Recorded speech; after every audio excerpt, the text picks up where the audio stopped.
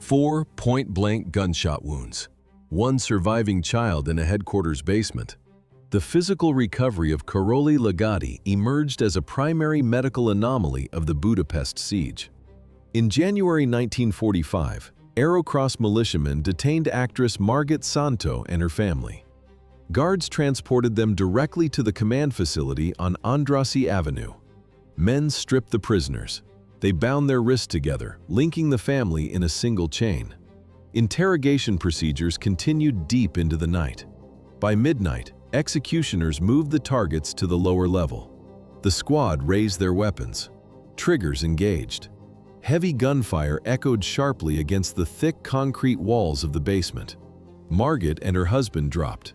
Bullets struck the boy 4 times in the torso. He collapsed onto the damp floor. In 1945, multiple torso gunshot wounds carried a mortality rate exceeding 90%, strictly requiring immediate surgical intervention. Yet, the boy lived. His physiological endurance defied standard medical expectations. He later documented the firing squad sequence for formal judicial records. The liquidation protocol extended beyond targeted individuals. On January 19th, the unit breached an Alma Street nursing home. Militiamen extracted 90 elderly residents. They marched the entire group toward Zamo Street. The execution proceeded without delay. The squad pushed the 90 corpses directly into a fresh aviation bomb crater. Why did victims remove their footwear before execution? Leather boots in winter Budapest cost more than a human life. Basement liquidations constituted a fraction of the urban protocol. The Aerocross Party introduced these procedures in October 1944.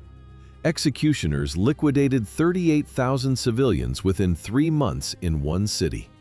The demographic shift began on October 15, 1944. Admiral Miklos Horthy broadcasted a withdrawal from the Axis alliance. German command initiated Operation Panzerfaust before sunset. The military coup forced Horthy's resignation. Power transferred to Ferenc Szalasi. Armed street gangs acquired state authority. They received rifles. 200,000 Jewish citizens remained inside the capital. Soldiers sealed the perimeter. Escape became impossible. Execution logistics shifted toward the Danube embankment. The process prioritized economic extraction. Squads marched thousands of citizens to the river edge. Guards demanded footwear removal. Confiscation preceded liquidation. Firing squads conserved ammunition. They tied groups together. They shot the leading individual. The others fell. They drowned. The Danube water temperature measured 2 degrees Celsius. Immersion caused profound physiological shock. Severe hypothermia induced cardiac arrest within minutes. The river current removed the physical evidence. Today, a permanent structural installation marks this precise economic extraction and execution site on the embankment, preserving the memory through 60 cast iron pairs. Morning of January 14th. Nurse Erzsébet secured blankets over patients while Soviet artillery impacts vibrated through the floorboards. She maintained her clinical rounds.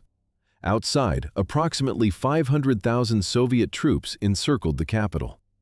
Armed squads shifted execution logistics from the river embankments directly into interior medical wards. The Biro Daniel Institute was a designated hospital zone. Under Article 27 of the 1907 Hague Convention, military forces were strictly prohibited from attacking functioning medical facilities. The protocol required complete medical neutrality. The ward doors opened. Andras entered the room. A crisp white clerical collar stood out against his black cassock under the dim ceiling lamps. He was an ordained Franciscan priest. He wore the traditional religious habit. Over the dark fabric of his left sleeve, he wore a red and white Aerocross armband. This specific visual combination allowed the squad commander to bypass external security cordons. He entered protected civilian zones without initial resistance. Medical staff recognized the vestments. They expected spiritual administration. Kuhn advanced down the central aisle. He visually inspected the patients lying in their hospital beds. He noted the elderly men and immobilized women. He assessed the ward layout. He unholstered his weapon. The entire infiltration and target acquisition sequence took exactly 60 seconds. He raised his 9mm pistol toward the occupied mattresses. He issued a direct verbal command to his squad. The executioners opened fire on the patients in their beds. 24 doctors and nurses. Total confiscation of medical equipment. Over 48 hours, the squad methodically cleared 2 hospitals. They operated in the 12th district. Squad members sorted the victims. Walking patients went outside. Guards pushed them to the courtyard. Gunfire met them there. Executioners shot them in small groups. 5 or 6 people per volley. Bedridden patients stayed inside. Bureau Daniel wards held 20 to 30 people. Shooters moved room to room. They fired directly at the beds. No one survived. The statistics reflect a planned operation. January 12, 1945. The Marrow Street Hospital fell first. 92 patients died. January 14th brought the next strike. The Bureau Daniel Institute lost everyone. 130 patients, 24 staff members. The squad seized the inventory. They packed the medicines. They loaded the medical devices. They stripped personal belongings from the victims. Watches, coats, shoes. The building stood empty. The operation required evidence destruction. January 17th, the squad returned. They brought fuel. They ignited the structure. Bodies remained inside the wards. Fire consumed the physical evidence. Smoke covered the neighborhood for hours. Investigators from the Hungarian People's Tribunal recorded eyewitness accounts detailing the logistics of this methodical clearance. Mornings meant registering civil marriages and filling out parish registers. Evenings meant commanding a firing squad. The resource clearance documents for the hospitals were signed by a man holding official duties as a Franciscan priest. Andras maintained this dual routine without pause. Official morning liturgies with newlyweds stood against night liquidations in cold basements. In 1944, Hungary maintained roughly 2,000 Catholic parishes authorized to register civil acts. Kuhn utilized this exact administrative infrastructure. The wedding process followed strict ecclesiastical protocols. Young couples stood before the wooden altar. They recited traditional vows. The priest pronounced the blessing. He opened the heavy leather-bound church registry. The metal nib of his pen scratched across the thick paper. He signed the official marriage certificate for Arrow Cross party members. The dark ink dried. That exact same hand authorized execution lists just hours later. The foundation for this administration of death took shape years earlier. In the 1930s, the Franciscan order sent Kuhn to Rome. He studied theology and philosophy. Pope Pius XI had signed the Lateran Treaty in 1929. This agreement solidified the Church's position within the Italian state. Rome offered more than ancient columns and university lectures. Black-shirted militias held synchronized fascist marches down the main avenues. Propaganda posters covered municipal walls. The environment provided a clear template for linking ideological uniformity with state power. The young friar absorbed the mechanics of the fascist state. He returned to Budapest. The two social roles merged completely. The morning weddings involved blessings and administrative stamps. The evening executions involved pistols and basement walls. Both tasks generated paperwork.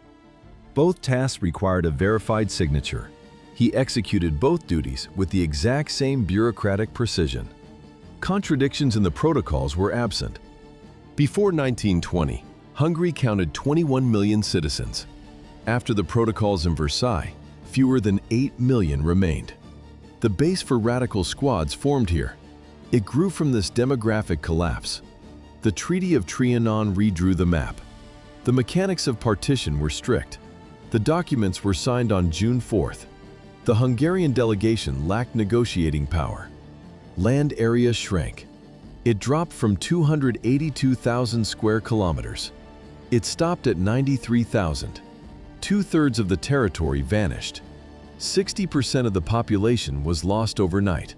The paperwork reshaped local geography. The borders shifted inward. Centuries-old towns fell under foreign jurisdiction. The economic infrastructure was severed. Railway lines were cut by new frontiers. The town of Nyírbátor sat near these lines. Families were divided. Borders moved. The Austro-Hungarian Empire collapsed in 1918. The treaties cemented the demographic reality. This amputation provided the foundation for extremist recruitment. National identity fractured. Politicians utilized the census data. Radical parties absorbed the displaced masses. Extremism grew.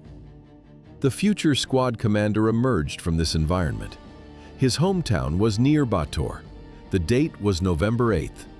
The year of his birth on the eve of imperial collapse was 1911. Did neutral status offer any verifiable legal protection? Swedish diplomatic passports simply turned their holders into priority targets for asset extraction. By January 1945, the unit completely transitioned from ideological liquidations to the direct seizure of financial assets. The Swedish government issued over 4,500 protective documents across Budapest, which Kuhn's squad systematically ignored during their operations. His men breached international immunity protocols to arrest Hungarian employees of the Swiss diplomatic mission alongside staff from the Swedish embassy office. Captives endured organized torture inside the headquarters until they revealed the exact locations of their hidden valuables and personal wealth.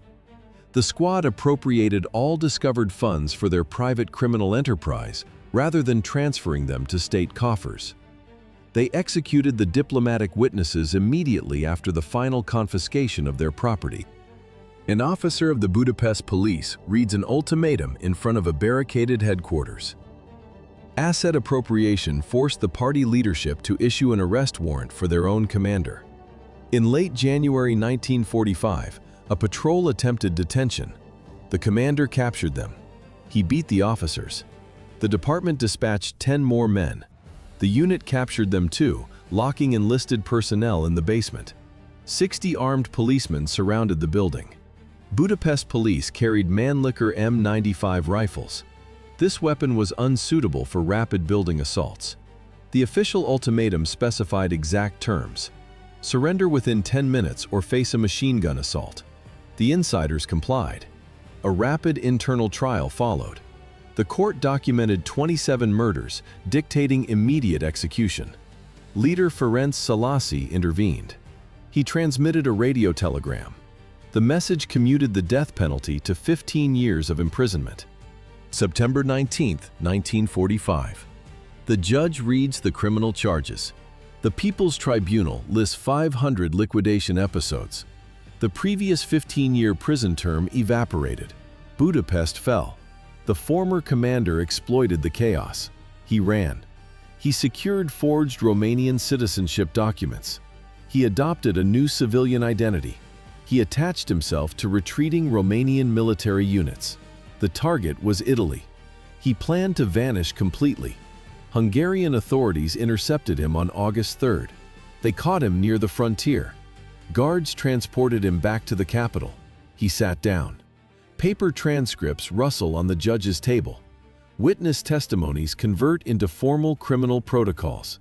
Hungarian people's tribunals operated at maximum capacity. They issued 189 death sentences. All verdicts occurred during 1945. Survivors stand up. They document the exact event sequences. They testify about the hospital raids. They describe executions on the Danube.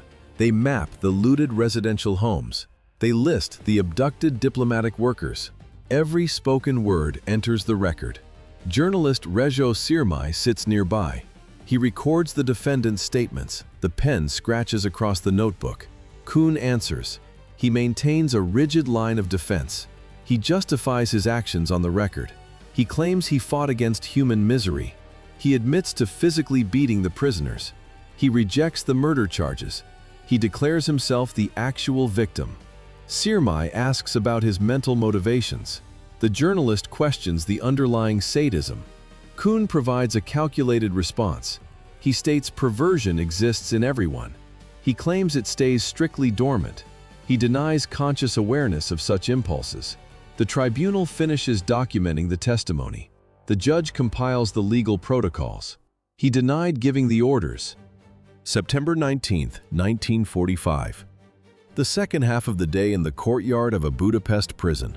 The defendant's statements to the press did not affect the verdict, which the tribunal delivered before noon. The judicial procedure moved rapidly to the final sentencing phase. During this period in September 1945, the Soviet military commandant's office maintained control over the external perimeter of all Budapest penitentiary facilities. Escape routes no longer existed, as security detachments secured the courtyard, implementing strict access control for the final phase of the tribunal's mandate. The subject stood before the execution apparatus. The judicial administration processed the paperwork, formalizing the conclusion of the criminal investigation into the firing squad commander. The execution proceeded according to the standard protocols of the post-war military tribunals. The executioner hanged Andras in Budapest.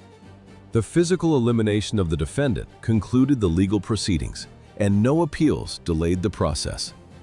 The tribunal recorded the exact parameters in the official registry. At the moment the sentence was carried out, he was 33.